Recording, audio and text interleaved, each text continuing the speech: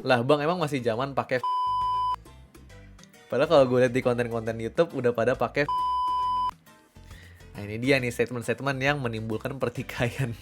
Oke, nih ya teman-teman, gue mau coba memberikan sedikit edukasi tentang perbedaannya tag di konten dan tag yang di industri. Di konten cenderung kita tuh bisa menggunakan apapun yang latest gitu. Kayak misalkan Next.js 14 atau yang baru-baru ini rilis juga Laravel 11 atau mungkin di React ada juga React 19 gitu kan. Kalau sebagai content creator kita tuh bisa menggunakan framework-framework ini karena project yang di-build pun kayak gue sendiri gitu ya. Kebanyakan juga untuk konten dan projectnya ini gue yang pegang sendiri gitu, nggak ada usernya bahkan kadang-kadang murni untuk edukasi atau untuk content creating aja gitu. Beda dengan industri yang mungkin sekarang itu masih menggunakan Java 8, ini masih ini sering jadi jokes by the way. Atau mungkin jQuery yang sering dibully gitu kan, oh udah nggak zaman jQuery, sekarang zamannya modern JavaScript gitu. Atau bahkan kayak sesimpel waktu gue kerja di Australia itu projectnya masih menggunakan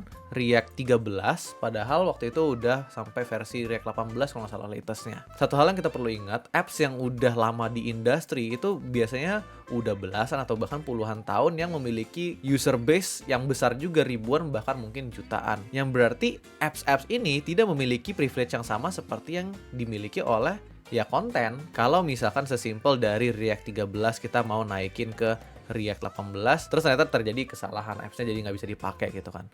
Nah itu kan tanggung jawabnya udah ke ribuan bahkan sampai jutaan users gitu. Jadi ya sama kayak yang gue bilang tadi, terkadang yang udah lama di industri itu nggak memiliki privilege untuk penggunaan latest modern technology. Maka dari itu gue juga selalu emphasize ke teman-teman kalau mau belajar itu jangan pelajarin framework-nya doang, tetapi fundamentalsnya. Supaya apa? Supaya mau menggunakan framework apa yang modern ataupun yang lebih tua ya kita pasti tetap bisa adapt gitu, karena secara fundamental semuanya harusnya ya sama-sama aja. Jangan membuat gue terjepit di antara perang framework.